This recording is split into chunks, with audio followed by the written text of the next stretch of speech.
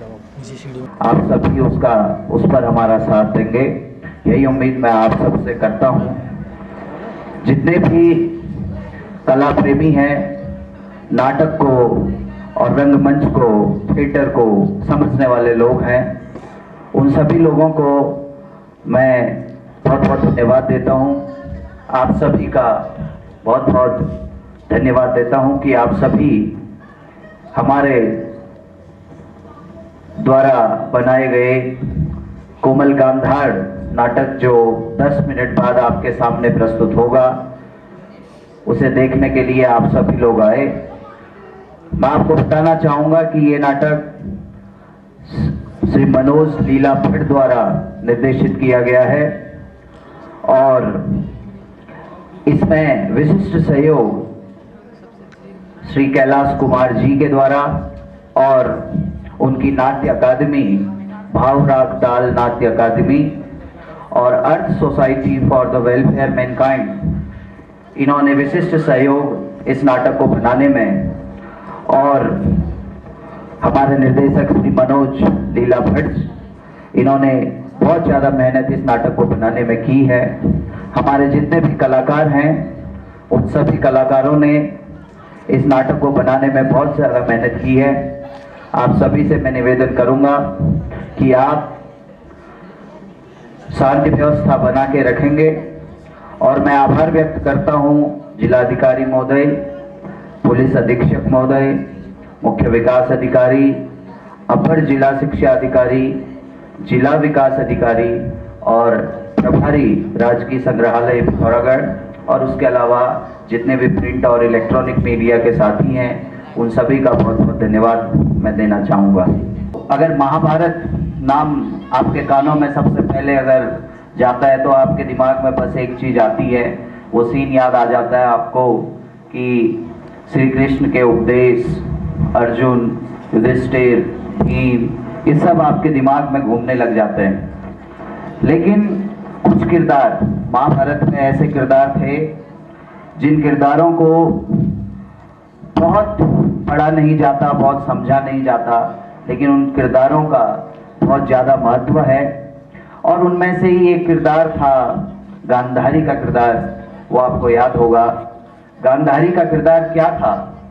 गांधारी का किरदार ये था कि धृतराष्ट्र जो उनके पति थे, वो जन्मांध थे, उनकी आंखें नहीं थी, लेकिन उन्होंने अपने पति धर्म को निभाने के लिए, गांधारी ने अपने पति धर्म को निभाने के लिए जिंदगी भर अपनी आंखों में पट्टी को बांध के रखा।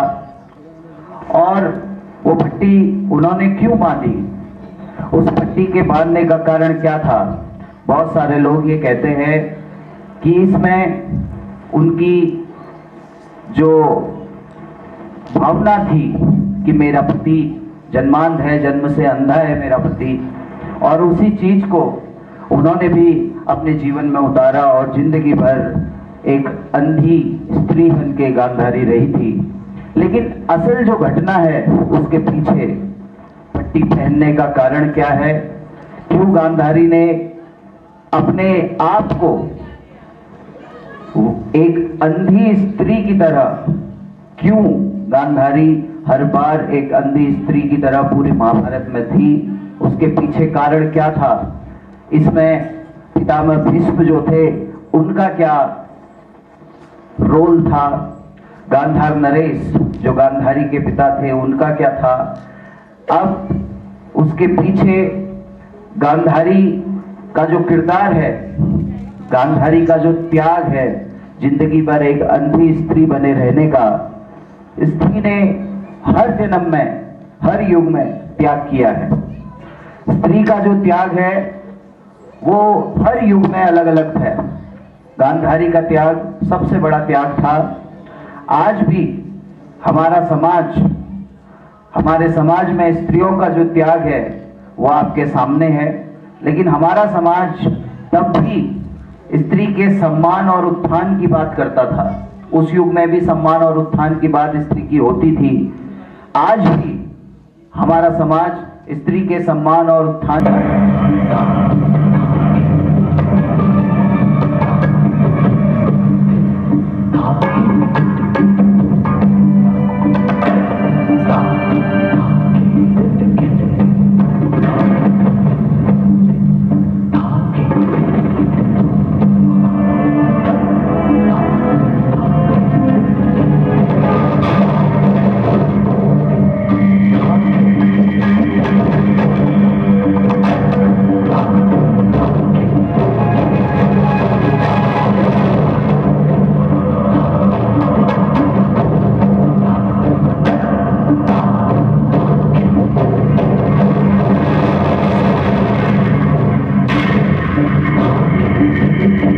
ऐसा आकाश और उस पर मरते हुए सूरज की देह। लगता है किसी ने घोंप दिया है उसकी छाती में समय का खंजर।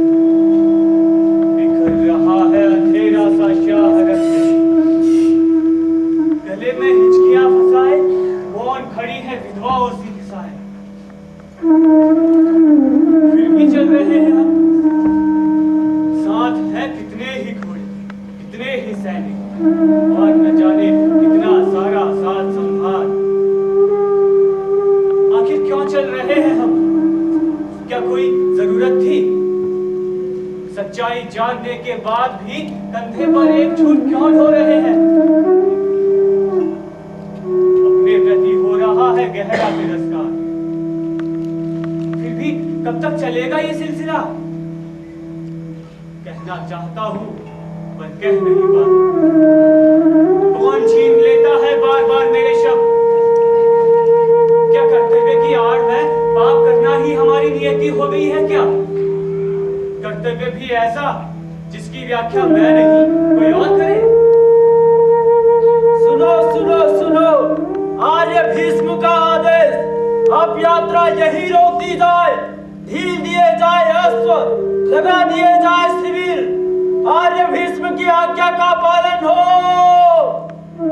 तो आखिर भीष्म ने रोक ही दी हमारी यात्रा। अच्छा समझ में आया। चलो, भीष्म के जीवन में भी कहीं भावना का विराम तो है। ठीक है, तो आज रात्रि को यही पड़ा, पर इससे क्या फर्क पड़ता है? कल सुबह से शुरू हो जाएगा फिर वही सिलसिला, मन पर फिर वही बोझ। यात्रा न रुकती तो ही ठीक होता। यात्रा रुकी नहीं कि अब मेरी अड़चन पड़ी। अब वो आती ही होगी इस ओर, आते ही तानेगी सवालों के सैकड़ों बाढ़ सीधे मेरी छाती पर। अब हिम्मत नहीं होती उसके प्रश्नों का सामना करने की। अच्छा, तो इस ओर है आप। साँझ की सुंदरता देखी जा रही है। कुछ न कुछ तो देखते ही रहना होगा राजकुमारी। यानी सुंदर को सुंदर कहने के लिए भी तुम तैयार नहीं? देखते नहीं, दूर दूर तक फैला है सोना ही सोना। आकाश में जैसे देशों के फूलों का जंगल ही बोला गया हो। मेरी इस सुहागिन सांझ को देखकर आपके लिए ये स्वाभाविक है। और तुम्हारे लिए क्यों नहीं? क्योंकि मैं मानता हूँ कि वस्तु की सुंदरता वस्तु में नहीं, देखने वाले की आंख और उससे ज्यादा मनस्थिति में होती है। वाह, तुम कितनी जल्दी हर बात को सिद्धांत में बदल देते हो। आदत जो है, ये भी कोई आदत है? पूरे रास्ते बेमन रहे, अभी भी वही उदासी, अलगम, ऐसा क्या? अच्छा समझी। क्या? इतने दिनों से घर से दूर हो, शायद किसी की याद। उसका सवाल ही कहाँ रहा राजकुमारी। याद की गलियों में तो भर गई है अब धूल ही धूल, कांटे ही कांटे। समझी नहीं? हर सवाल की तह में क्यों जाना चाहती हैं आप? ये आदत महंगी पड़ सकती है। खैर जाने दीजिए, अपनी कड़वाहट से आपका मन क्यों सी छोड़? संजय, कुछ छिपा जरूर रहे हो। शायद हर कोई यहाँ कुछ न कुछ छिपा रहा है। कुछ आदतें हैं तो मेरी एक बार नहीं हो सकती क्या? अजीब स्थिति है, कोई कुछ बोलता ही नहीं। ये आदमी है या कठपुतले? बीच बीच में आकर पूछ जाता है कैसी हो? खैर छोड़ो, भीष्म ने यात्रा क्यों रोक दी? सांझ नहीं हो गई क्या? इससे पहले भी तो हुई, लेकिन कई बार चलते रहे हम। फिर ये कोई जगह है पड़ाव के लायक? हर बात की तह तक जाने की फिर वही आदत। अच्छा उस ओर देखिए।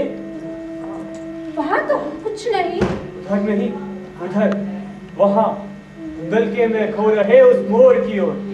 अच्छा वहाँ वो एक भद्दी सी, एक बड़ी सी चट्टान। नहीं नहीं, उसे भद्दी मत कहो। जानती हो वो है एक सीमा चिन्ह, और उसके इस पार है गांधार और उस पार आर्यावर्त। यानी कल सवेरे छूट जाएगा मेरा गांधार।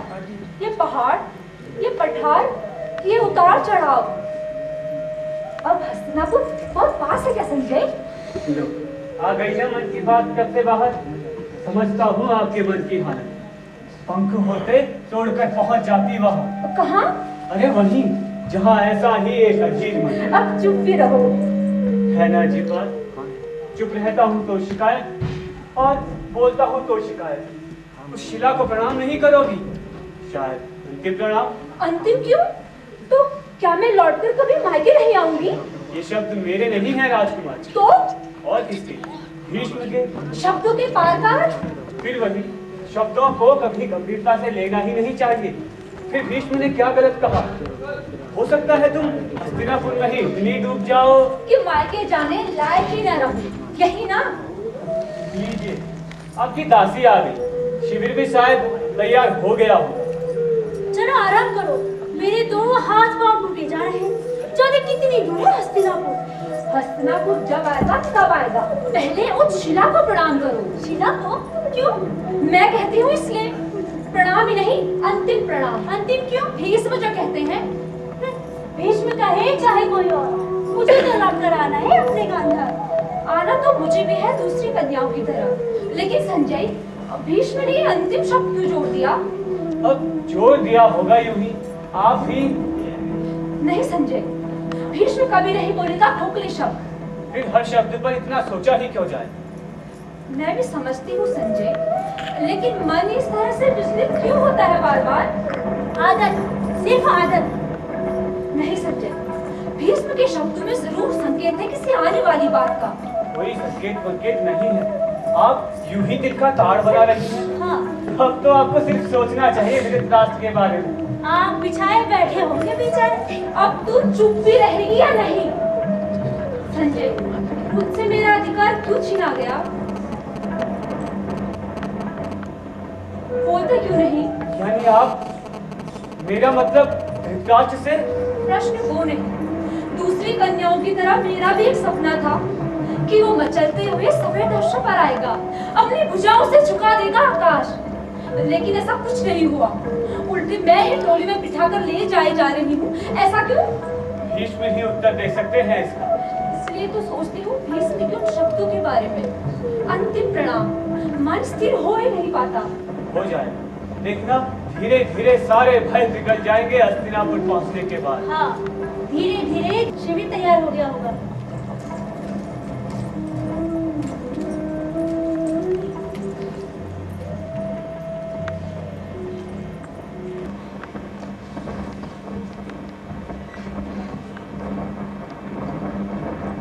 जो दोहराए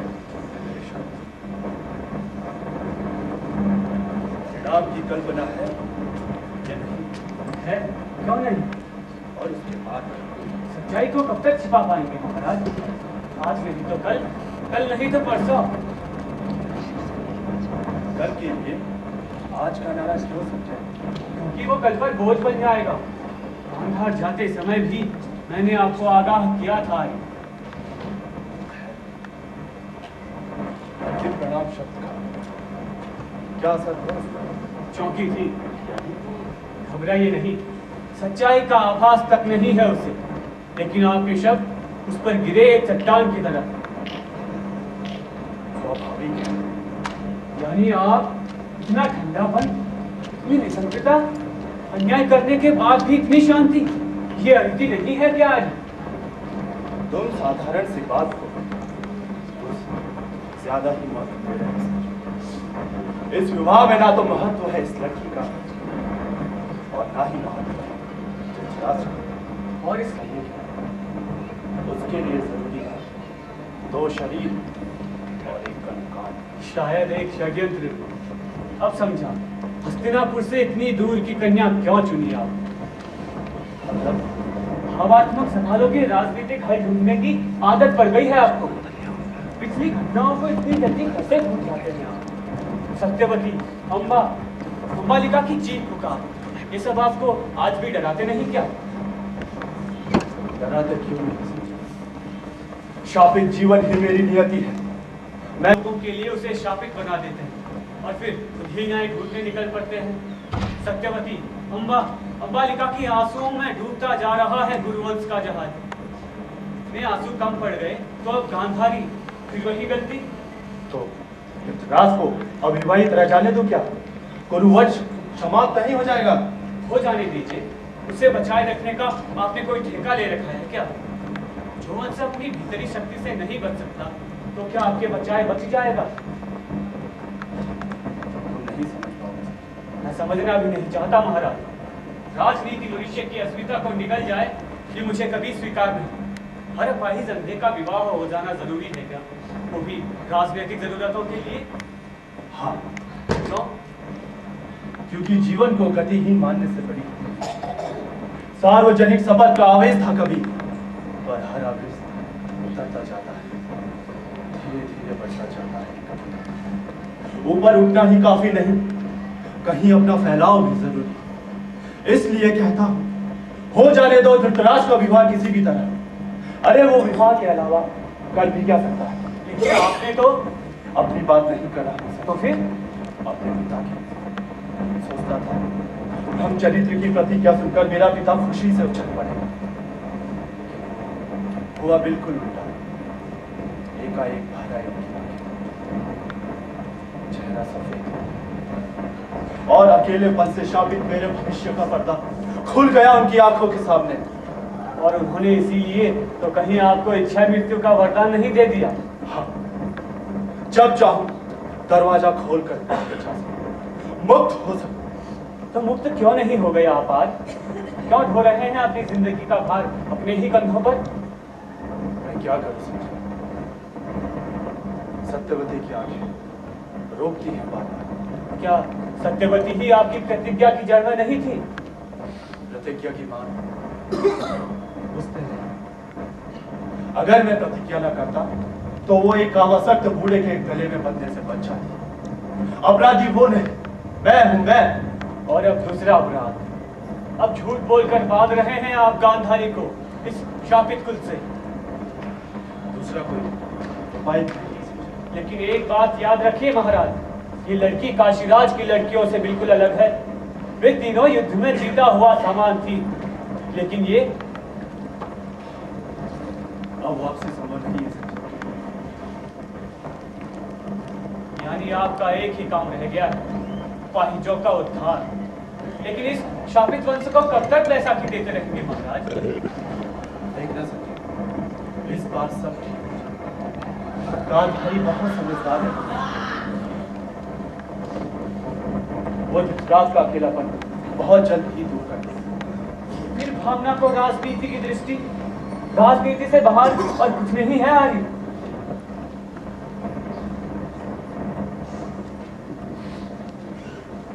देखो आओ कुमार। मैंने कहीं नहीं वैसी कोई बात नहीं। मौसम के बारे में बात कर रहे थे। हवा में कितनी घुटन है ना। कुमार धृतराष्ट्र का कोई चित्र है क्या आपके पास?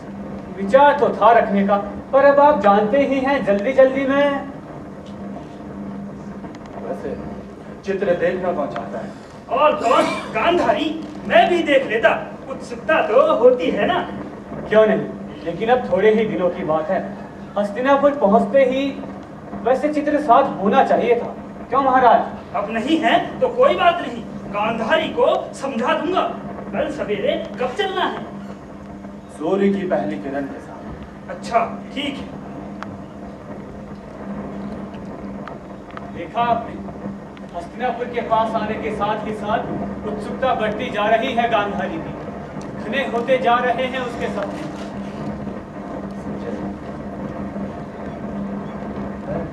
शकुनी के बारे में सोचा। वो साथ क्यों चला आया? विवाह में मायके का कोई प्रतिनिधि नहीं होना चाहिए क्या? या फिर गांधार नरेश को इससे अच्छा मौका नहीं मिल सकता था। हस्तिनापुर पहुंचने तक किसी को सच्चाई का आभास तक न हो। यानी कोई कितने भी प्रश्न पूछे उत्तर होगा मौन। हाँ, और इस मौन को बनाए रखने की जिम्मेदारी होगी। मैं किसी भी कीमत पर सत्यवती को पराजित नहीं देखना चाहता। उसका डर अकारण सिद्ध होना ही चाहिए। ऐसा डर महाराज? तुम नहीं जानते, एक दासी से धृतराज के संबंध बहुत गहरे होते जा रहे हैं संजय। तो धृतराष्ट्र ने ढूंढ ही ली अपने लिए स्त्री। मैं कहता था ना। अच्छा, तो इसीलिए उसके विवाह की इतनी जल्दी? असली असलियत में उस दासी ने धृतराज को ढूंढ लिया। आगे चलकर पहले इसकी संभावना नहीं है।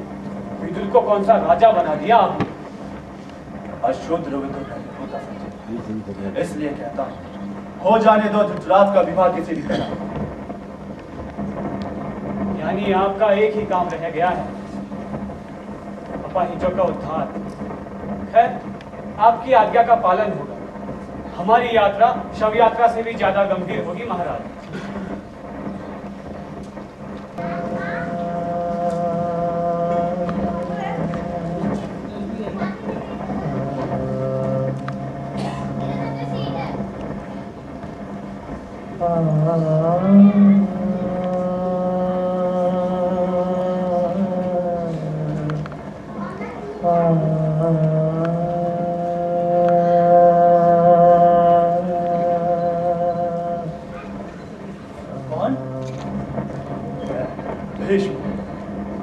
आप खुद क्यों चले आए महाराज?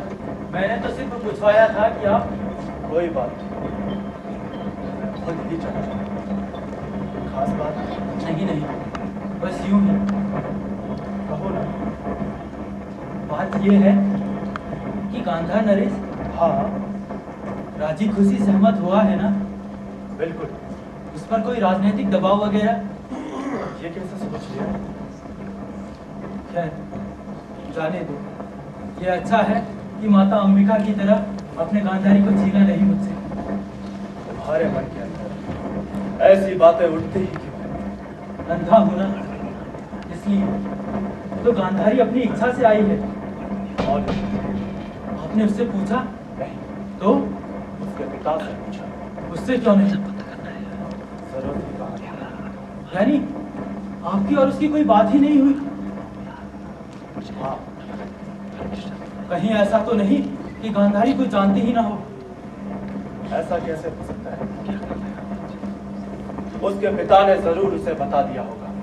और अगर ना बताया हो तो ये उसकी जिम्मेदारी। गांधार नरेश इस विवाह संबंध से बहुत खुश है। विवाह संबंध से या राजनीतिक संबंध से? राजा का भी राजनीति से मुक्त हो सकता है। लेकिन मैं राजा हूं कहाँ? देखो कुमार, तुम्हारे पुत्र का तो कल सत्ता पर अधिकार होगा। ये क्या गांधार नरेश के लिए कम है? देखो, गांधारी बहुत समझदार है। वो तुम्हारा अधूरापन बहुत जल्द ही दूर कर देगी। ये मेरे प्रश्न का उत्तर नहीं है आर्य। मैं सिर्फ इतना जानना चाहता हूँ कि गांधारी को मेरे अंधेपन की जानकारी है भी या नहीं? माता सत्यवती इसी समय आपको बुला रही है महाराज। मुझे? आपको नहीं, आज एक भीष्म। महाराज, आपने मेरे प्रश्न का उत्तर नहीं दिया, तो आप गांधारी को मेरे अंधेपन की जानकारी दे देंगे ना? आर्य भीष्म तो चले गए राजन। तुम मुझे हमेशा राजन क्यों कहते? कहाँ का राजा हूं मैं? महलों में रहता हूं इसलिए, सोने की थाली में खाता हूं इसलिए। अच्छा सुनो, तुमने तो गांधारी को देखा है ना? हाँ महाराज। कैसी है? सुंदर है।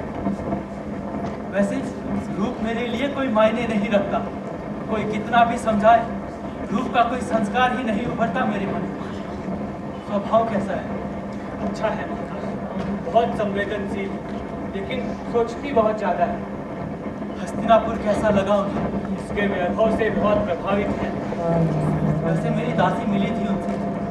क्या बताया उन्होंने? उस समय गांधारी वीणा बजा रही थी। मूर्ख दासी उसी में खो गई, कोई बात ही नहीं हो पाई।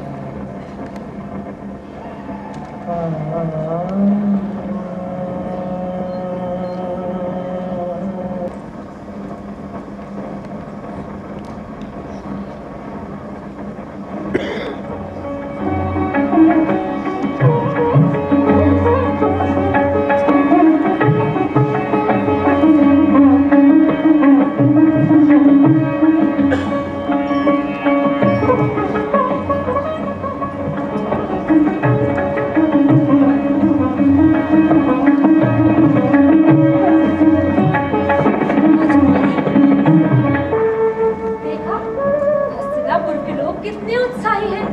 पूरी नगरी को ही वधू की तरह सजा दिया इन लोगों ने। लेकिन उधर तो देख, हर महल दीपों से कैसे जगमगा रहा है। रास्तों पर फूलों के कितने सुंदर और सत्य द्वार बने हुए हैं। लगता है बहुत दूर दूर से लोग आ रहे हैं हमारा विवाह समारोह देखने। पर कुछ नहीं, और मेरा श्रृंगार बिल्कुल गांधार कन्या की तरह करना। लोग भी तो देखें कि गांधार वधू कैसी लगती है। लेकिन मेरी बात, और हाँ, विवाह मंडप में जाने से पहले मुझे अपने कुल देवता की पूजा करनी है। पूरी तैयारी रखना। हाँ।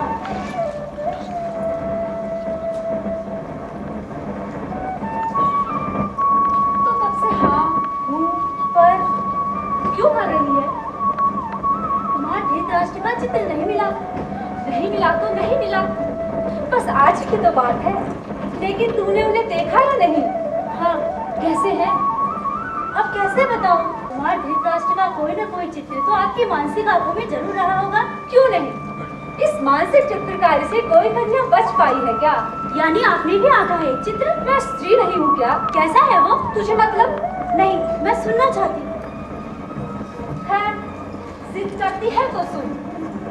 वे किसी देवदारू के वृक्ष की तरह ऊंचे हैं या नहीं? हाँ, बिल्कुल सही। गांधार के पठारू की तरह उनकी छाती चौड़ी है या नहीं? वैसा ही। माथा आकाश के टुकड़े की तरह? हाँ, बिल्कुल सही। धारदार नाक? हाँ। और सूर्य के बच्चे की तरह चमकती है उनकी आंखें। उनमें है जीवन की ललक, आत्मविश्वास और प्रेम। मोती क्यों नहीं? अच्छा, आंखों का आकार, उसके बारे में तो बताया ही नहीं मैंने। चल, बड़ी बड़ी है उनकी आंखें, कमल फूलों की तरह। उन्हीं आंखों में तो मुझे अपना भावी जीवन झांकना है। तो तेरी दृष्टि में वर्णन अभी पूरा नहीं हुआ, लेकिन अब तो थक गई मेरी कल्पना शक्ति। अब बता दे, कैसी है उनकी आंखें?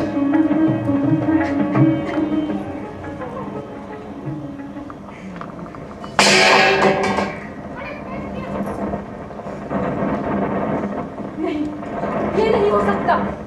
हस्तिनापुर के महापुरुष ऐसा नहीं कर सकते। तूने अपनी आंखों से देखा है? हाँ राजकुमार, आपको धोखा दिया गया है। आपके साथ विश्वासघात किया गया है। तो इसलिए थी ये चुप्पी, इसलिए चली हमारी यात्रा शव यात्रा की तरह, इसलिए इतना धन दिया गया मेरे पिता को। संजय, भीष्म, शकुनी, सभी इस घिनौने षड्यंत्र के हिस्सेदार क्यों? मुझे भी आज इतना बड़ा षड्यंत्र, दो देशों का एक व्यक्ति के खिलाफ, पूरा हस्तिनापुर, पूरा गांधार। आपके पिता की सहमति, मेरी सहमति का कोई अर्थ नहीं है क्या? क्यों नकार दिया गया मेरे अस्तित्व को पूरी तरह? राजनीति इतनी क्रूर होती है क्या? अब समझ में आ रहा है भीष्म के शब्दों का अर्थ। भीष्म ने न केवल षड्यंत्र रचा, उसे आखिर तक निभाने की तैयारी भी की। राज रक्त से जन्मे एक शरीर से ज्यादा कुछ नहीं माना गया मुझे। सत्यवती भी यहाँ आई, लेकिन वो भी चुप रही। इन सब की उतनी चिंता नहीं है दासी। मैं सोच रही हूँ धृतराष्ट्र के बारे में। उन्होंने मुझे जानकारी क्यों नहीं दी? अब तुम कह ही क्या सकती हो? मैं इस परंपरा को तोड़ सकती हूँ। इन सबको एहसास करा सकती हूँ कि स्त्री पर अन्याय करने का इन्हें नैसर्गिक अधिकार प्राप्त नहीं है। इन सबको अपने अपराध की आग में तो जला ही सकती हूँ। तो ये लोग अब समझ ले, स्त्री एक खाली जमीन नहीं जिसे आसानी से रोककर शांत से किया जा सके। कुरुवंश को अपने इस अन्याय की कीमत चुकानी होगी दासी।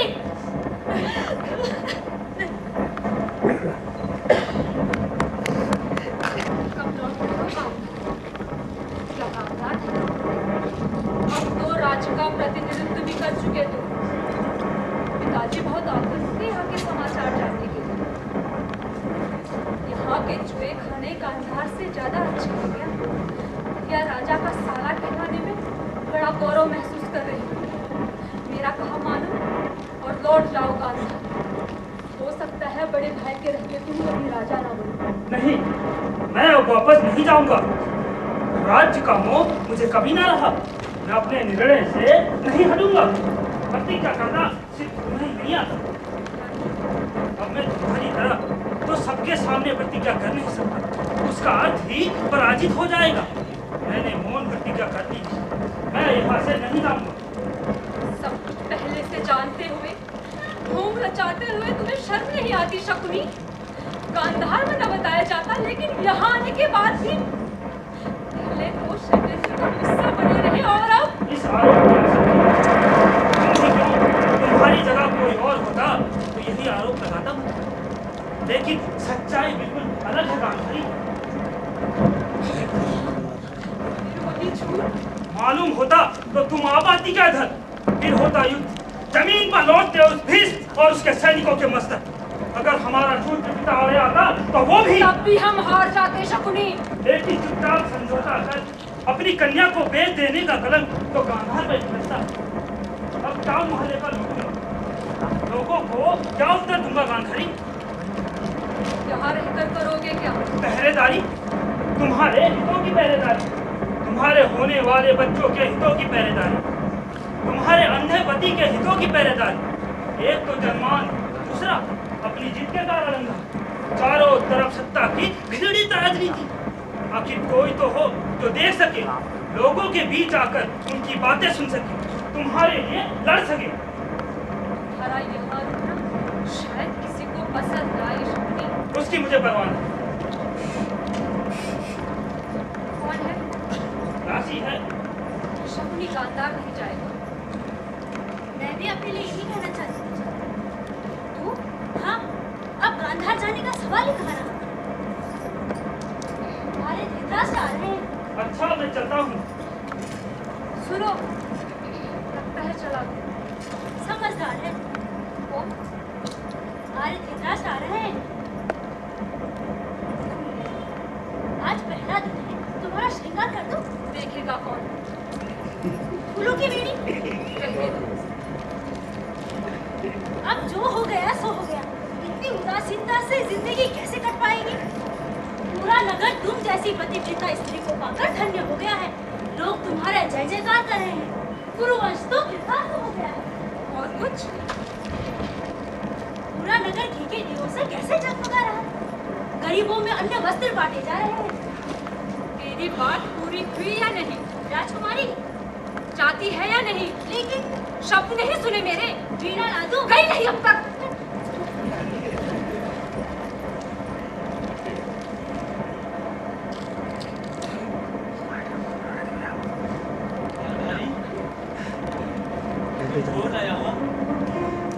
नई नई जगह है, कुछ सोचता ही नहीं एकाएक, लेकिन धीरे धीरे बढ़ जाएगी आदत। किस और हो, कुछ बोलती क्यों नहीं? किशोर महाराज। अच्छा, बात तो बैठिए। तुम बैठो, थक गई। साउंड या तो ऐसी इतना तैसी तो हो थक गई जाऊंगी। ऐसे एक बात पूछो, जी, मुझे पाकर प्रसन्न दिखेगी। कैसे इस मतलब करो बात दोस्त की अब कोई जरूरत सच? और नहीं तो क्या कमी है? महल, दास दासियां, वैभव, मान सम्मान, कितने सज्जन कुरुवंशी, इतनी उज्जवल परंपरा, और माता सत्यवती, आर्य भीष्म, बस और आप वीणा बजाओगी? संकट में पड़ डालिए। क्यों? मेरा कोमल गांधार ही खो गया है।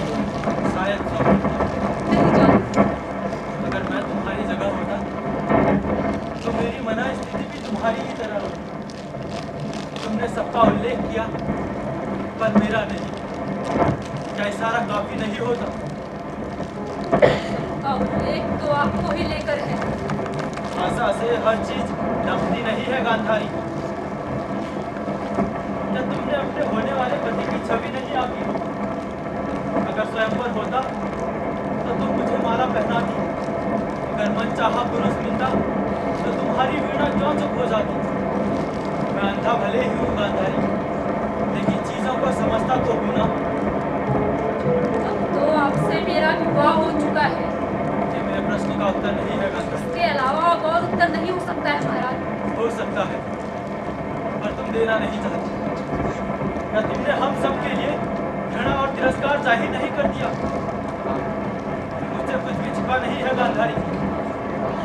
अहंकार का ज्वालामुखी फूटा आज विवाह मंडप में।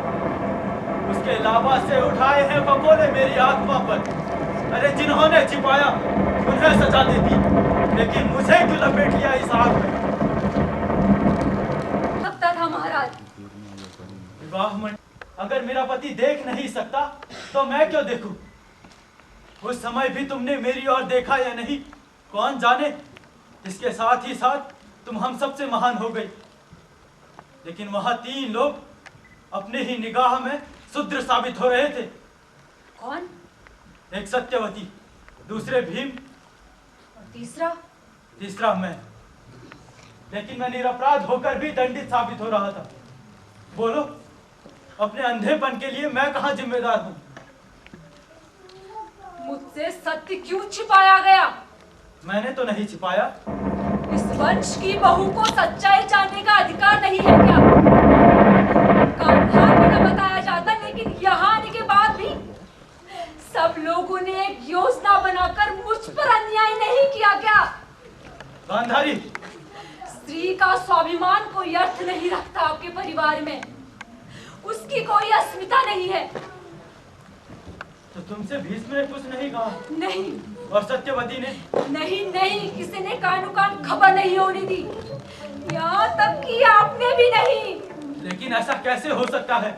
मैंने इन सब से कहा होगा, लेकिन मुझ तक आपके अंधेपन की बात किसी ने नहीं पहुंचाई। आपको महत्व ही कौन देता है? तुम भी कहा देती हो, वरना आंखों पर पट्टी बांधकर अंधे होने का बोध क्यों करा देती? दे दिया ना दंड सबके साथ मुझे भी। क्या मैं अपने अंधेरे जीवन में एक अंधी लाना चाहता था? अरे मैं क्या जानता था कि विवाह के बाद मेरा अधूरापन और भी बढ़ जाएगा। सच्चाई तो यह है गांधारी कि मैंने तुम्हें धोखा नहीं दिया, फिर मुझे क्यों सजा दे रही हो? जब एक अंधा और एक लंगड़ा मिलकर पूरी दुनिया घूम आ सकते हैं तो क्या मैं और तुम? लेकिन नहीं, इस वंश के पुरुषों को स्त्रियों के साप से ही मरना है। इसकी नियति कोई नहीं बदल सकता। अब मुझे नहीं देखना ये संसार।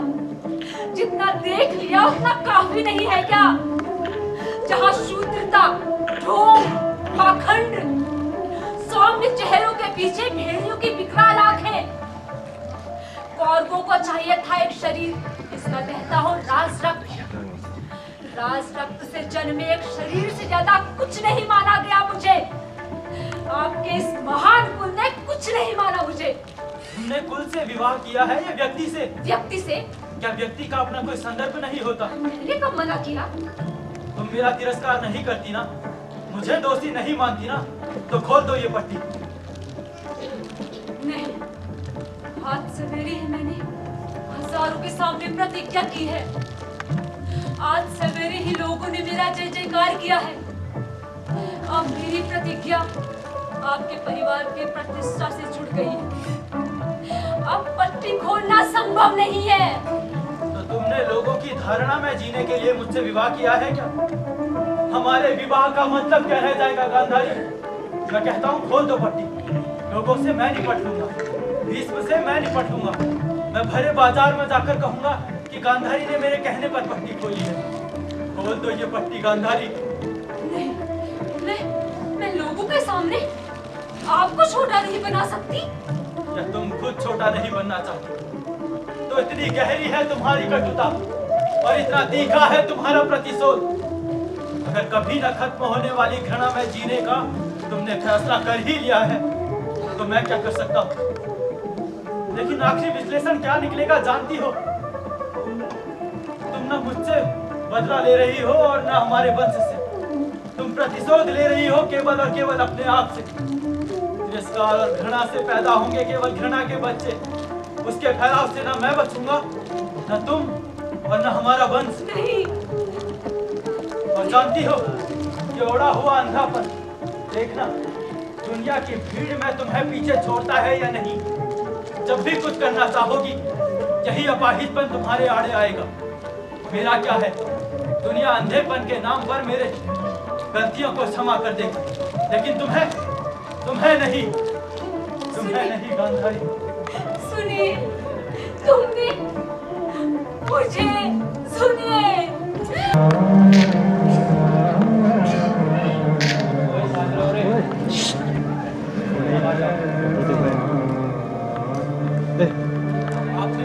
अंधेपन की जानकारी गांधारी को क्यों नहीं दी आर्य? जरूरी नहीं, लेकिन क्यों? मना कर देती तो क्या बिगड़ जाता? कोई और तैयार हो जाती, और अगर ना होती तो मैं बिना विवाह के रह जाता। ये सब कहने की बातें हैं। आपने गांधारी के विरुद्ध नहीं, मेरे विरुद्ध षड्यंत्र रचा है आर्य। आज से पहले कहा कभी कुछ, लेकिन बताइए ना, पट्टी बांध लेने के बाद गांधारी मेरे लिए क्या रह गई? आखिर क्या परिणाम निकला इस षड्यंत्र का? गांधारी के मन में स्थायी घृणा और मेरे लिए विवाह की औपचारिकता। उन्हें तो गांधारी जैसी पत्नी पर गर्व होना चाहिए। क्या उसने महासतित्व का आदर्श स्थापित किया? सच्चाई को जानते हुए भी ये कह रहे हैं आप हमारी बातें हम पर क्यों नहीं छोड़ते आ रहे? जो होगा हम लोग भोग लेंगे। खुद लेने लायक हो क्या तुम? और क्या फिर राज्य का हित सबसे ऊपर नहीं है? यानी राजा और राजनीति के सामने मेरा कोई अस्तित्व नहीं? ये मैंने कब कहा? तो ठीक है, विवाह की रस्म पूरी हो गई, जिन्हें दंडित होना था हो गए, लेकिन दूसरों के लिए फैसले करने का दम अगर आप छोड़ सकें तो बहुत अच्छा होगा आर्य, आपके लिए भी और दूसरों के लिए भी। और ये भी जान लीजिए कि विवाह कर देने से ही वंशज पाने का सपना पूरा नहीं हो जाता। मेरे और गांधारी के बीच जो बर्फ का पहाड़ है उसे ना आप हटा सकते हैं और ना कोई और। साहस से कहाँ है आप? दासी से अगर शूद्र पुत्र हो गया तो यानी फिर डराने लगा आपको कुरुवंश का भविष्य, भविष्य की उलझ जाने वाली राजनीति। ये बात नहीं है संजय। भगवान करे ऐसा न हो, पर कभी क्या आपने उस शकुनी के बारे में सोचा? क्यों पड़ा हुआ है वो यहाँ? और कोई जाने या न जाने, लेकिन पांडु की असहायता के बारे में वो जानता है। देखी नहीं आपने उसकी जहरीली हंसी पांडु के विवाह के समय? संजय, वो क्यों उलझ रहा है हमारे घरेलू मामले में? घरेलू नहीं, राजनीतिक मामले में। नहीं, वो जुआरी कुछ नहीं कर पाएगा। इसीलिए तो कहता हूँ महाराज, आप खड़ी करते जा रहे हैं अदृश्य दीवारें, अपने ही बंदे। समय के साथ आप इतने असहाय होते जाएंगे कि आपकी कोई नहीं सुनेगा। ऐसा नहीं होगा संजय, मुझे पूरा विश्वास है कि ऐसा नहीं होगा।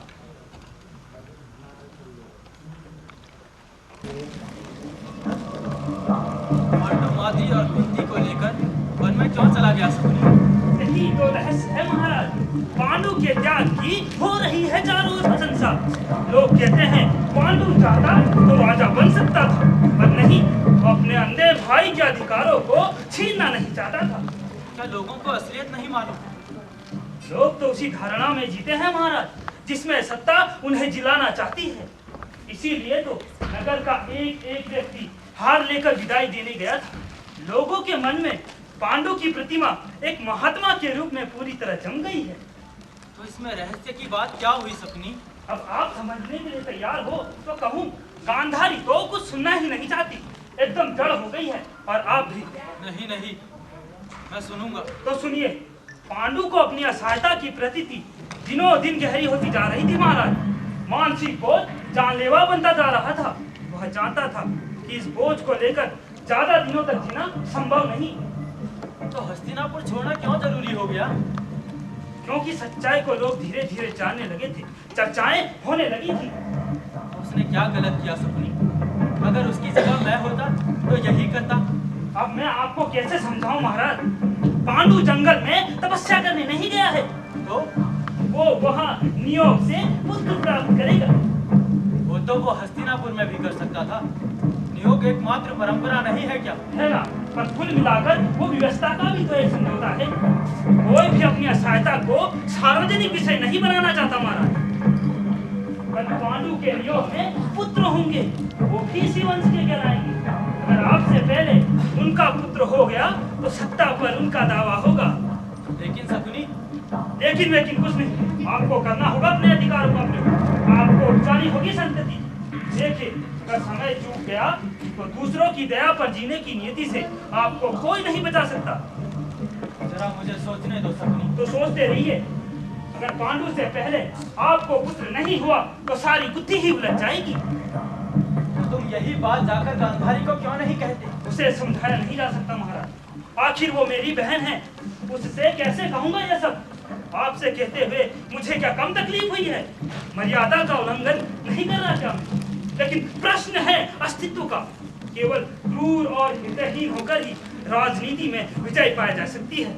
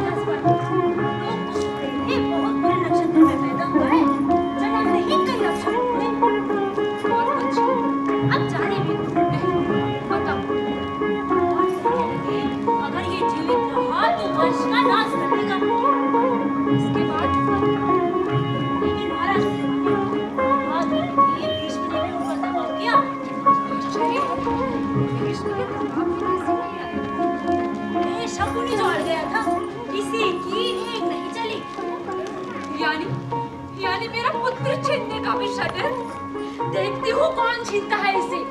जैसा भी है मेरा है। तो इसे आँख खोलकर देखती क्यों नहीं? अरे देखो कैसे हाथ पांव चला रहा। देखो तो सही। तो खिड़की दरवाजा बंद कर दो। तुमने समझ क्या रखा है मुझे? तो अपना जहर तुम इसमें भी फैलाओगी। तुम्हारी प्रतिज्ञा में यह अबोध तो शामिल है। बहुत हो गई प्रतिज्ञा।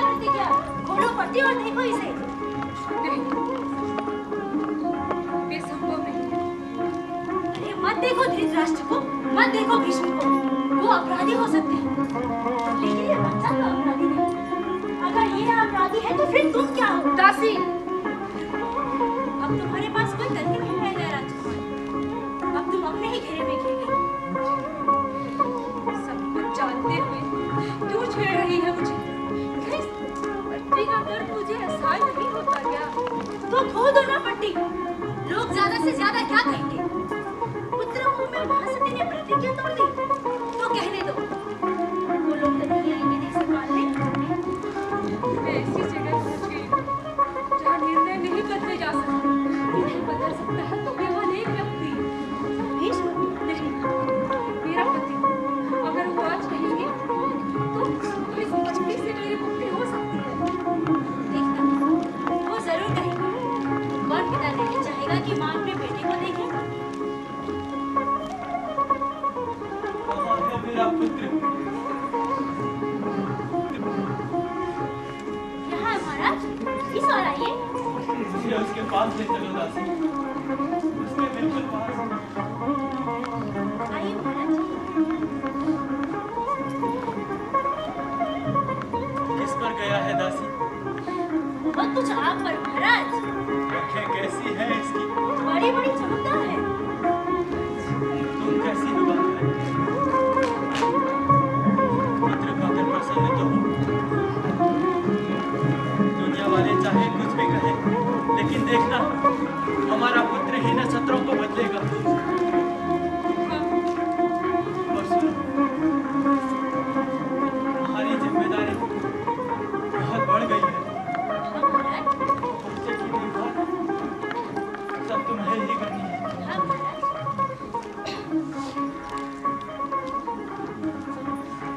मैं जानती थी कि वो नहीं कहेंगे। कहते भी क्यों? जब कहा मैंने सुना कहा। सर्वनाश हो गया गांधारी, सर्वनाश हो गया। कुछ कहोगे भैया?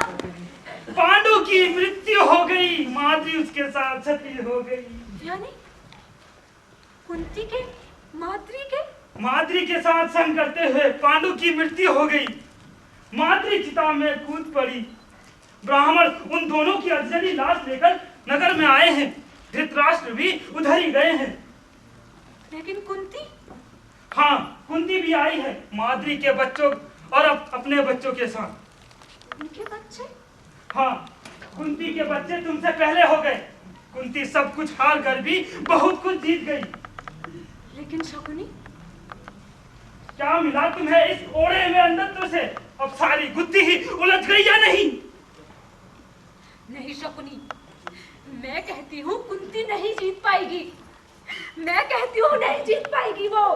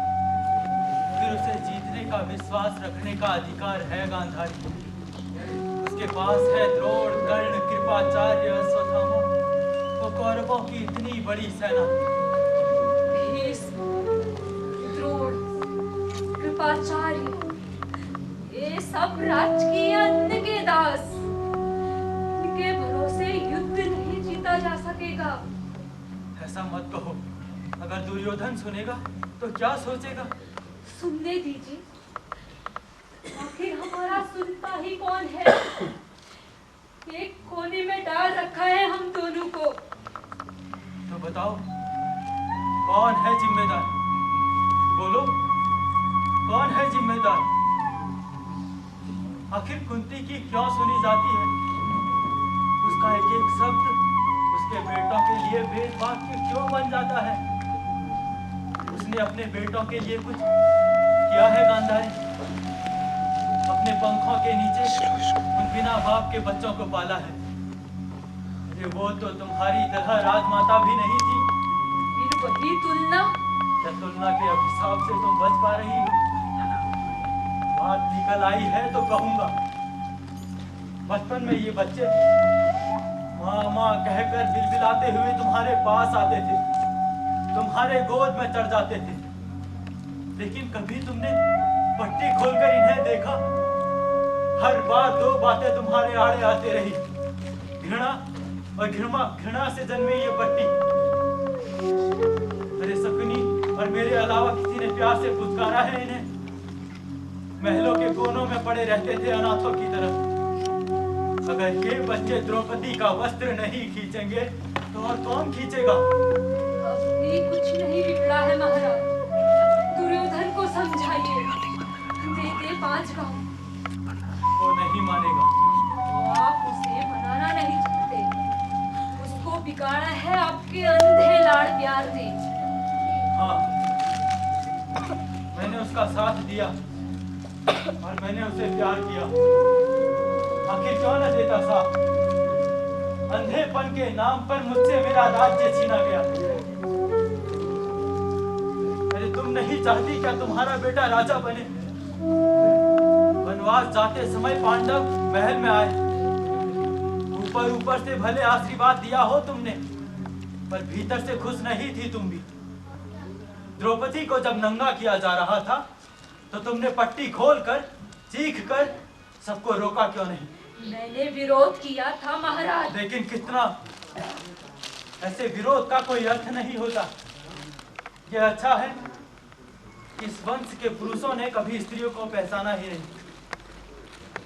लेकिन तुम तो स्त्री हो, तुम तो द्रौपदी की पीड़ा समझ सकती थी, विद्रोह कर सकती थी, लेकिन तुमने ऐसा नहीं किया। ऐसा बिल्कुल नहीं किया गांधारी। मुझे बुलाया माँ? हाँ, सुनेगा तो कहूंगी पांडवों को 5 गांव देकर समझौता कर ले। नहीं, यह संभव नहीं। क्यों? तू समझती नहीं माँ, ये चाल है उन पांडवों की। यानी युद्ध होगा। तू समझती तो है नहीं। आखिर तूने इस संसार को देखा ही कितना है। पता नहीं शकुनी मामा की कैसी बहन है। 5 गांव देने का मतलब जानती है? तो तू ही क्यों नहीं बता देता बेटे? मैं कहती हूँ 5 गांव मिलने के बाद पांडव युद्ध नहीं करेंगे। इस युद्ध से किसी का भला ना होगा बेटे, ना हमारा और ना उन पांडवों का। भूल जा पिछली बातें बेटे, भूल जा। माँ, तू भूल पाती है पिछली बातें। शकुनी मामा ने बताया मुझे तेरी इस पट्टी का रहस्य। तू भी तो नहीं भूल पाई। और आखिर तू ये भी तो नहीं जानती कि हम में कौन बड़ा है और कौन छोटा। और याद है, इस द्रौपदी ने मुझे अंधे की संतान कहा था। अंधे की। जो हुआ सो हुआ, लेकिन तू ये युद्ध नहीं करेगा। अब युद्ध जीतकर ही हम अपनी अस्मिता को स्थापित कर सकते हैं माँ। तो तू मेरा कहना नहीं मानेगा। नहीं, लेकिन तू हमें इतना कमजोर क्यों समझती है? क्या हम इस वंश की संतान नहीं है? क्या तुझे अपने पुत्रों पर अभिमान नहीं है?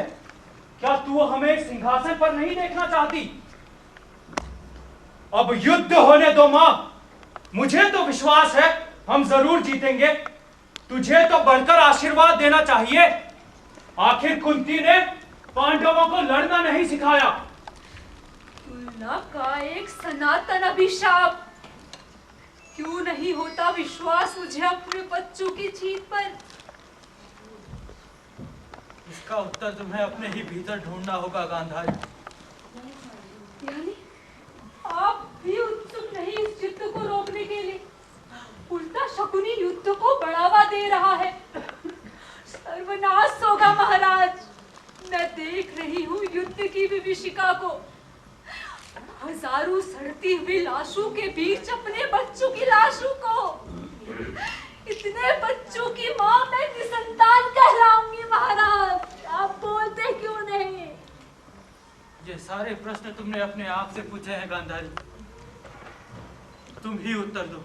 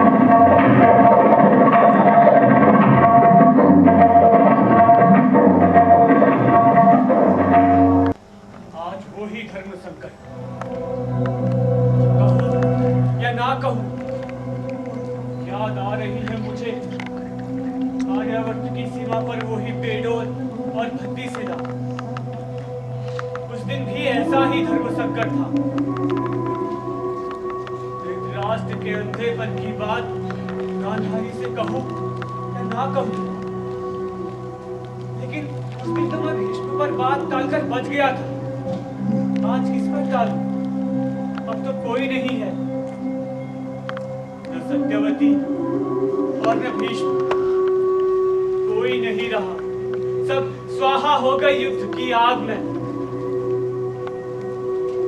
धृतराष्ट्र और गांधारी को मुझे उनके एक एक पुत्र की मृत्यु की खबर सुनानी पड़ी। हर बार देखी है मैंने, आत्मा को निचोड़ कर रख देने वाली रही, लेकिन अपनी नियति से कौन बच सकता है? पर दुर्योधन की बात सुनकर ताल के किनारे पड़ा है उसका आहत शरीर, टूटी जान से बह रहा है रक्त। गांधारी से कैसे वर्णन करूंगा? हे प्रभु, मुझे साहस दो।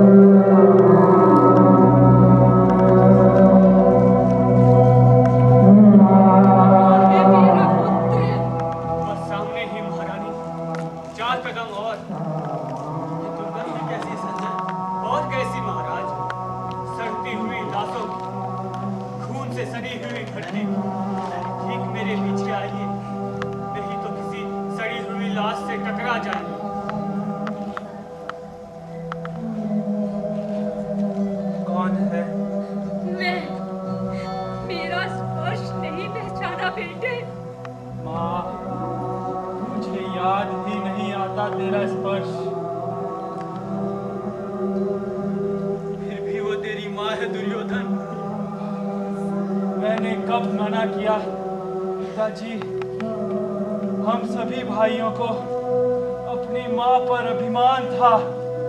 हमने हमेशा माना कि वो इस धरती की नहीं है। हमारे लिए इसका आदर्श इतना ऊंचा था, आकाश जितना, कि हम इसे कभी छू ही नहीं पाए। ऐसा नहीं कहते बेटे, मेरी ममता में अविश्वास होगी तेरे मन में। हमारे लिए अपार ममता, मैंने कब कहा? लेकिन इसकी आज हम तक कभी आई ही नहीं माँ, आई ही नहीं। इसके उफानों का हमने कभी अनुभव ही नहीं किया। उसे समझने की कोशिश करो बेटा। वही तो कर रहा हूँ पिताश्री। मैं इसकी दृढ़ता को समझता हूँ, इसीलिए तो मेरे मृत्यु के क्षणों में भी पट्टी बांधकर देखने आई है। युद्ध के लिए मैंने तुझे मना किया था। मना करने के सिवा तूने किया ही क्या है माँ? हमेशा बोला ये मत करो, वो मत करो। कभी बोला ये करो।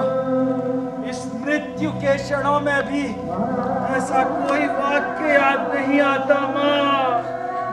क्षमा करो बेटे।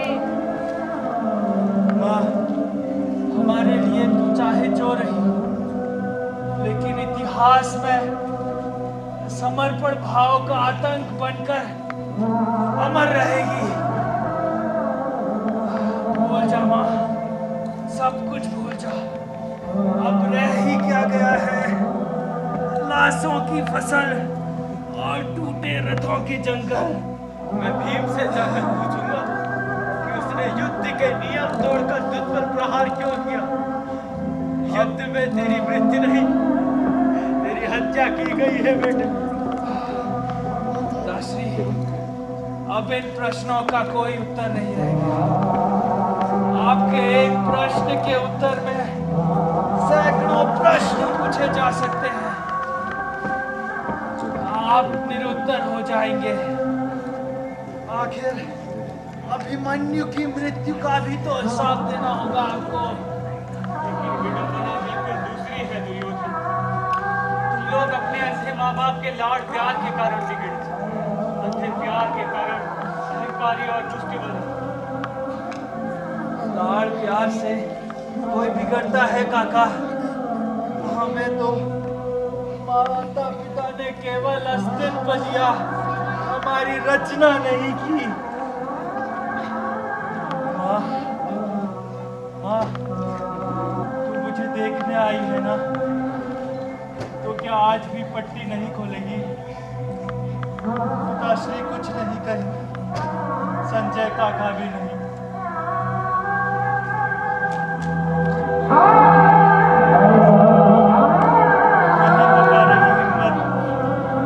लेकिन याद है एक दिन तूने मुझे देखा था ना, कितना अच्छा लगा था, मानो तेरी आंखों से अमृत झर रहा हो। आज देख लेती तो ये शरीर पावन हो जाता माँ, पावन हो जाता। मैं पट्टी के पार भी तेरे लहूलुहान शरीर को देख रही हूँ बेटा। तेरा एक एक घाव मेरी आत्मा को छीन रहा है। चाहो तो रहने दीजिए पिताजी, रहने दीजिए। मेरा सिद्ध करना ठीक नहीं होगा, इतिहास मुझे कोसेगा कि मैंने एक महासती को फिर से साधारण स्त्री बना दिया। माँ, माँ, तू असाधारण ही बनी रहे। हम साधारण लोगों की, साधारण माँ, हम साधारण ही जन्मे, साधारण ही मर गए।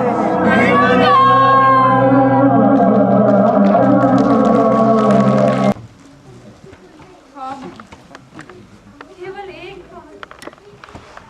लेकिन कब? अब दुर्योधन बड़ा हो गया था। पुत्र के मोह में पट्टी कब आंखों से उतरी कुछ पता नहीं चला। आज आपको मेरा पूरा चरित्र ढोंग नजर आ रहा होगा, लेकिन मैं विवश थी, खुद को रोक नहीं पाई। नहीं गांधारी, आज ही तुम मुझे सबसे महान लग रही हो। मुझे आज ही पता चला कि तुम स्त्री हो, बाहर से भीतर से। अपराध? तुमने कोई अपराध नहीं किया है गांधारी। मैंने अपराध? हाँ, अरे यही अपराध जीवन भर क्यों नहीं किया तुमने?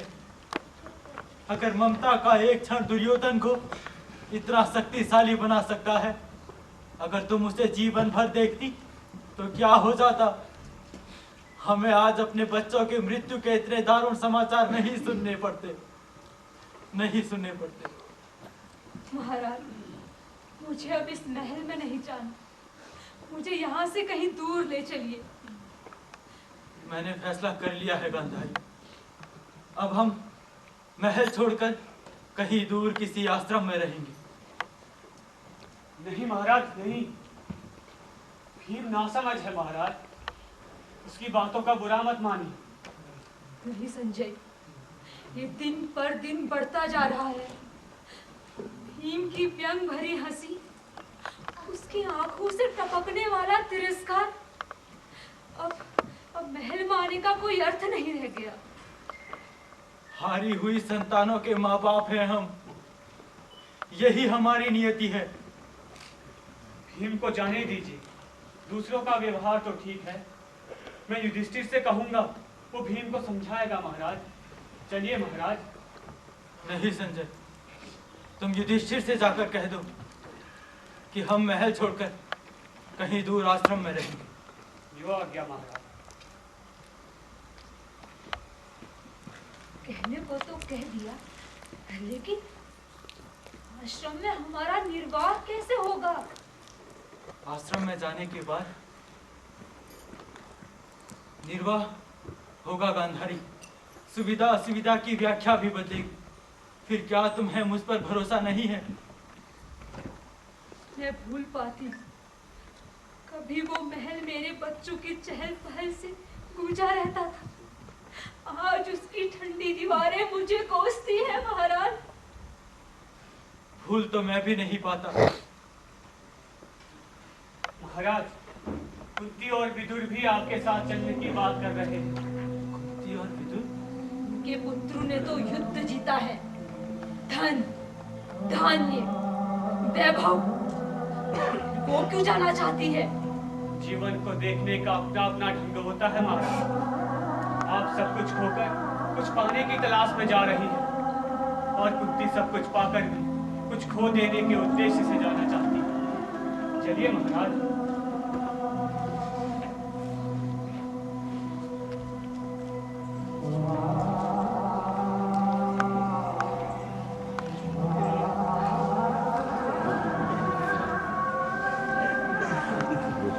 शरीर को छू लेने वाली पर्वतीय हवा, पैरों के नीचे सूखे पत्तों का स्पर्श, याद हो आई मुझे अपने कोमल गांधार की। 50 वर्ष बाद भी मायके की याद। मैं तो यादों को मार देना चाहती थी, लेकिन वो हर कहीं मेरा पीछा नहीं छोड़ती है। अब तो हम आश्रम में आ चुके हैं, हमने महल भी त्याग दिया। अब तुम्हें विगत को भूलना ही होगा गांधारी। याद है, दुर्योधन पैदा हुआ था, उसे देखने आए थे आप। सोचती थी कि आप पट्टी हटाने को कहेंगे, लेकिन क्यों नहीं कहा आपने? उस समय मैं भी हाँ नहीं के झंझावात में फंसा हुआ था गांधारी। मुझे लगा भोगने दो इस हठकर्मी को ये व्यथा। शायद व्यथा भोगकर ही इसे अंधत्व की व्याख्या की पता चलेगी। लेकिन गांधारी, अब तो हम महलों से भी दूर आ गए हैं। तुम खो गए। और देखो इस चारों ओर के वातावरण को, ये हमारे जीवन के अंतिम क्षण है। यह यूं ही नहीं जाने। खो तो बची।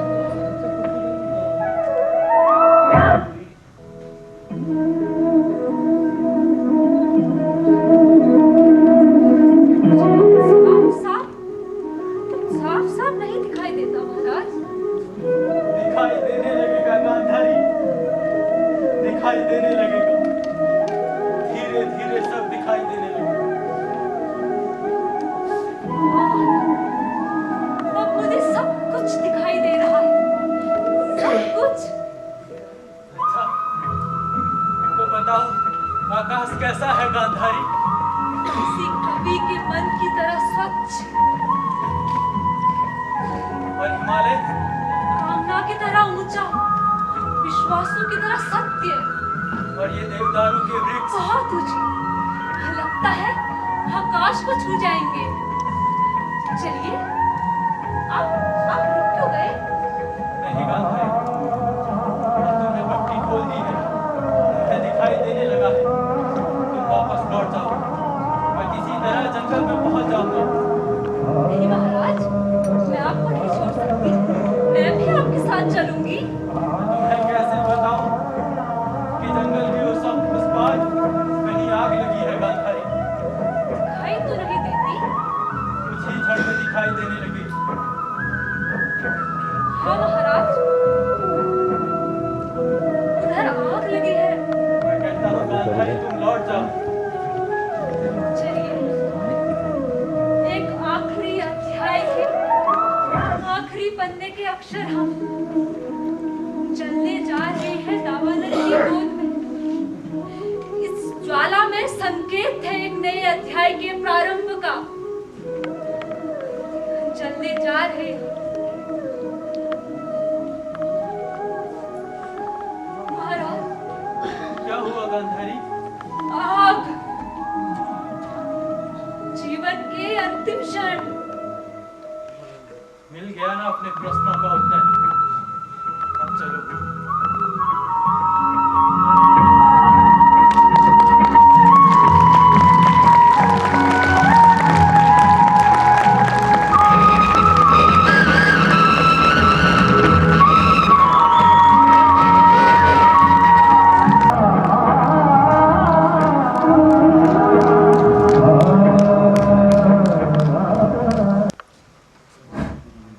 तालियां इन कलाकारों के लिए। ये कोमल गांधार महाभारत का एक ऐसा हिस्सा, जो हिस्सा आप कभी महाभारत जब देखते थे तो आपके दिमाग में केवल 5 पांडव और कुरुक्षेत्र की लड़ाई आती थी, और उसके अलावा श्री कृष्ण के गीता उपदेश, वही जो दूरदर्शन में महाभारत आता था वो महाभारत आपको थोड़ा सा याद आया होगा। लेकिन ये वो हिस्सा है जिसमें गांधारी का जो त्याग है, गांधारी का एक स्त्री का जो त्याग है, उस त्याग को बहुत सुंदर तरीके से कोमल गांधार नाटक के माध्यम से आपके सामने रखा। और आज आप सब लोग सामने बैठे हुए हैं, जितने भी कार्यक्रम हुए हैं, जितने भी प्रोग्राम हुए हैं, सारे प्रोग्राम मैंने भी आपकी तरह सामने से बैठ के देखे हैं। ये पहला प्रोग्राम है जो मैं पीछे इनका काम देख रहा था। बहुत मुश्किल होती है इनको एक साथ सारे प्रोग्राम को तैयार करने में, एक सीट एक बार पूरा करने में। सारे हमारे जो मंच पर जो पात्र हैं कोमल गांधार नाटक के, मैं एक एक करके आपका उनका परिचय आपसे करवाऊं। गांधारी के किरदार में सबसे पहले जो हमारे सामने थी वो थी प्रीति रावत। प्रीति से मैं निवेदन करूंगा। धृतराष्ट्र के किरदार में रोहित यादव। दासी का किरदार अनीता ने निभाया था, अनीता से मैं बोलूँगा। संजय के किरदार में सूरज रावत। शकुनी के किरदार में दीपक मंडल। और भीष्म के किरदार में अक्षित धामी। दुर्योधन के किरदार में अक्षय पंत निवेदन करूँगा। और इसके अलावा जो सबसे इम्पोर्टेंट काम होता है कि मंच के पीछे रूप सज्जा में जिन्होंने मेकअप तैयार किया हमारे पात्रों का, वो गीता वर्मा। मैं आपसे निवेदन करूँगा। वस्त्र विन्यास में सूरज और प्रीति वस्त्र में। और मंच सज्जा अनीता और रोहित यादव। मंच सामग्री अक्षित धामी, दीपक और अक्षय। सहायक निर्देशक और संगीत अपर्णा शर्मा भट्ट।